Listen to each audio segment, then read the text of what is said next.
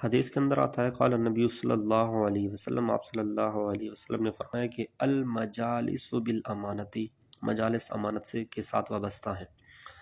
مطلب یہ کہ مجلس کی جو بات ہوتی ہے نا وہ امانت ہوتی ہے، اور ایک مجلس کی بات کسی اور مجلس میں یا کسی اور کے سامنے نہیں کرنی چاہیے، کیونکہ امانت ہوتی ہیں یہ باتیں۔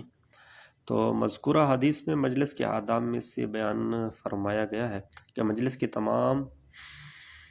باتیں مصلحت اور اصحاب مجلس کی اجازت کے بغیر دوسروں سے اس کا بیان نہیں کرنا چاہیے۔ اس میں 3 باتوں سے استثناء ہے، یعنی کہ یہ جو آگے 3 باتیں آ رہی ہیں، اگر اس قسم کی بات ہو تو پھر تو خیر ہے، پھر تو ضروری ہے کہ اوروں کو بتانا، تو ان کے علاوہ بالکل بھی کوئی بات نہیں بتانی چاہیے۔ کوئی بھی مجلس میں بات کر رہا ہو تو اس بات کو وہیں پر امانت رکھے، ٹھیک ہے۔ مجلس جو ہوتی ہیں امانت ہوتی ہیں، مجلس کی باتیں امانت ہوتی ہیں، مگر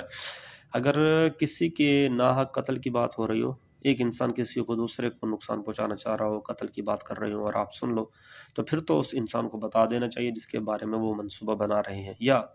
کسی عورت کی عصمت لوٹنے کی بات ہو رہی ہے، 2-4 لوگ تھے، دوست تھے، وہ کہہ رہے تھے کہ فلاں کی عزت کو لوٹیں گے یا اس کی عزت کو داغدار کریں گے، تو پھر یہ بات نہ فوراً جا کر اس کو بتا دو، یہ امانت نہیں ہوگی، بلکہ آپ کے اوپر لازم ہوگا بتانا تاکہ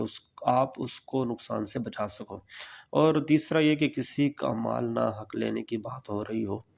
لوگوں کو فوراً آگاہ کر دے تاکہ وہ اپنے آپ کو بچا لیں۔